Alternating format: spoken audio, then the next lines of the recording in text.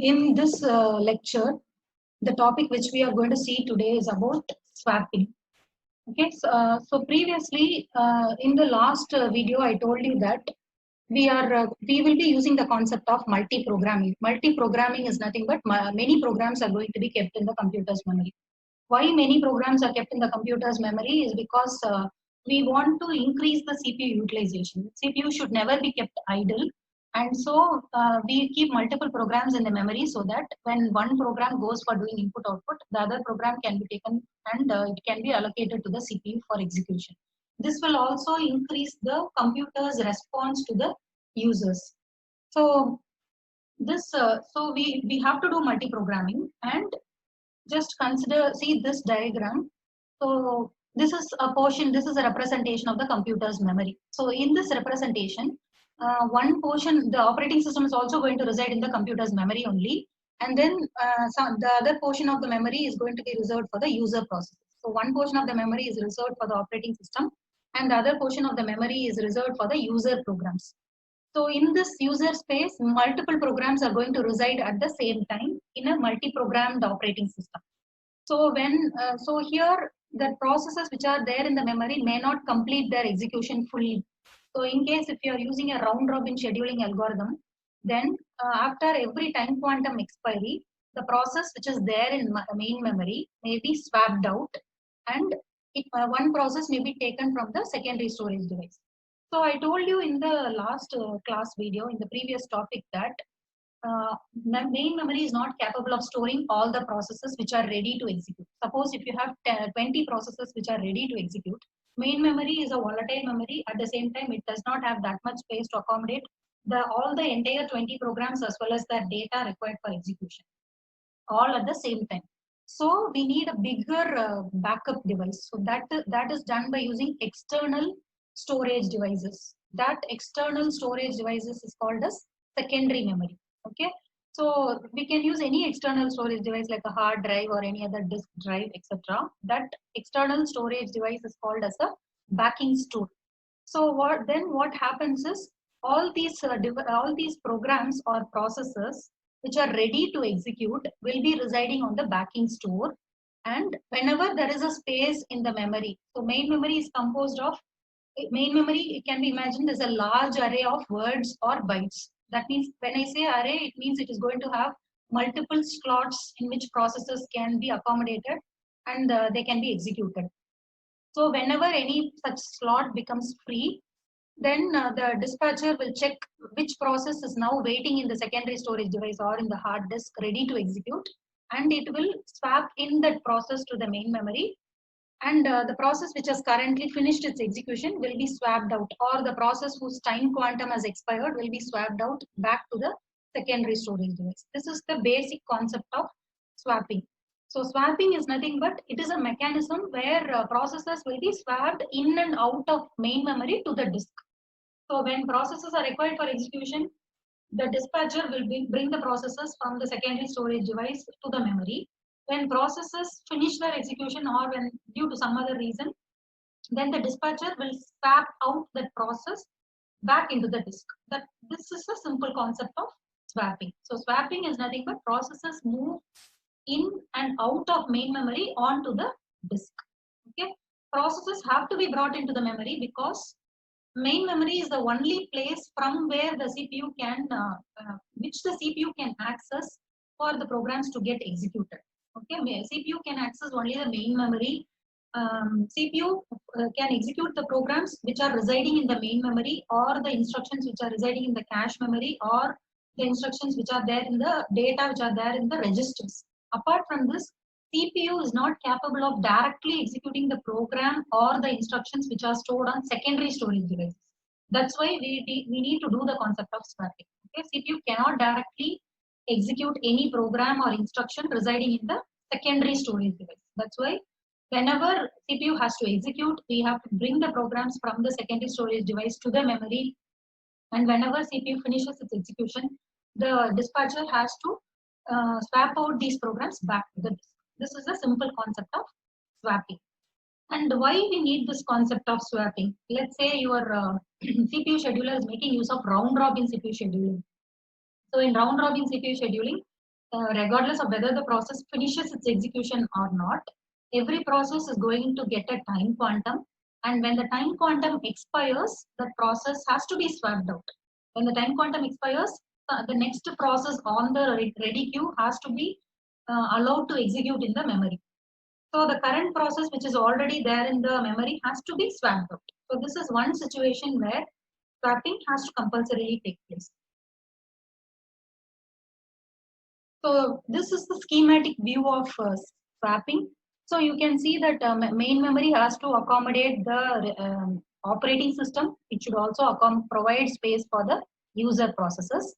And if you are using any type of scheduling like round robin scheduling or CPU priority scheduling, the CPU scheduler has to ask the dispatcher to swap in and swap out processes whenever necessary. And this diagram illustrates the secondary storage devices that is represented as backing store here. Okay.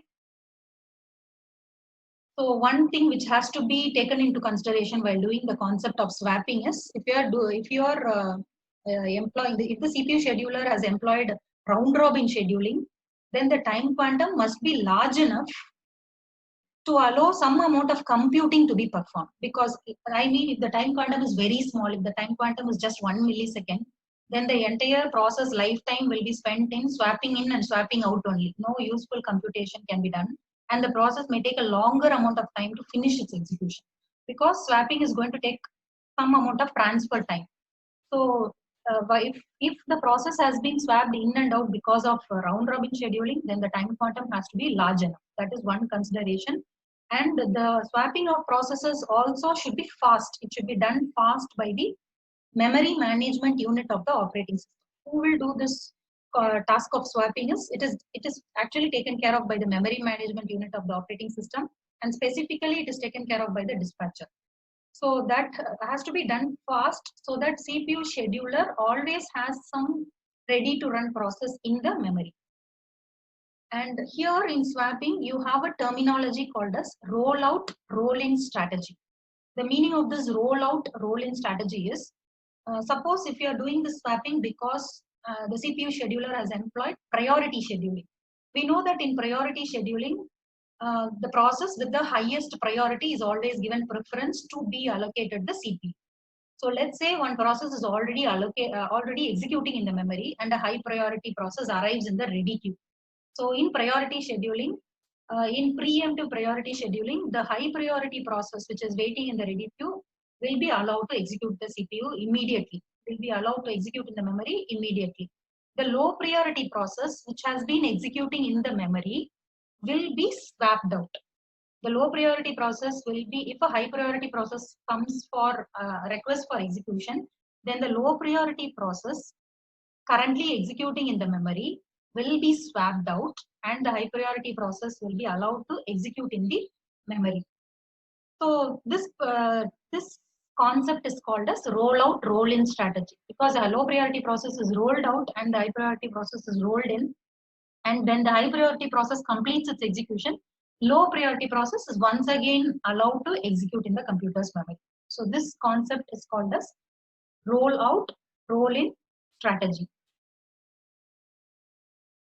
One thing which you have to take into consideration is once you swap out a process, then when, let's say, due to round robin scheduling or due to priority scheduling, a process has not completed its execution, but still it has been swapped out and it is occupying the secondary storage device. Then after some point of time, the process which is there in the secondary storage device gets a chance once again to be loaded into the computer's memory. Then will it be loaded into the same address where it executed previously, or will it be loaded into different physical addresses? That is one question here. Now, this actually depends on the address binding method. So in the last video, I told you that there are 3 types of address binding, namely load time address binding. That is the addresses generated by the CPU are called logical addresses, and the actual physical addresses where the instructions are going to be loaded in the computer's memory is called physical addresses. This is called address binding, the mapping of the logical address generated by the program to the physical address is called address binding. Now that is of three different types. I have already discussed in the previous video. That is of three different types. If this address binding is done during compile time itself, that is called compile time binding. If this address binding is done by the loader during load time, then that is called load time binding. If this binding of logical addresses to physical addresses is done during execution time only, then it's called as execution time binding or runtime binding. So you cannot make a process which follows load time binding or compile time binding to occupy different address space. Even when you are doing swap in and swap out, if the process if the process follows load time binding or compile time binding, the process address cannot be changed. When it later occupies a memory, same address space only has to be given to the process because its address is already fixed during the compile time or during the load time. So now if we change the addresses, it will result in wrong results or wrong data. So you cannot change the addresses if you follow load time binding or compile time binding. But if in case the process has been executed with execution time binding, that means the physical addresses are not going to be calculated till execution time, till the process gets executed. So it can be loaded at any address. The address can be changed.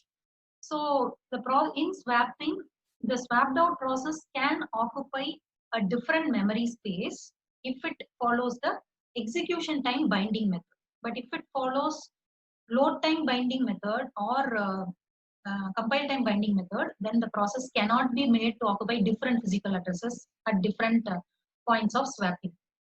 Another thing which has to be taken into consideration in swapping is, so while doing swapping, the CPU scheduler the dispatcher or the OS will try to pick up a process which is waiting and idle in the computer's memory, which is not doing any useful execution.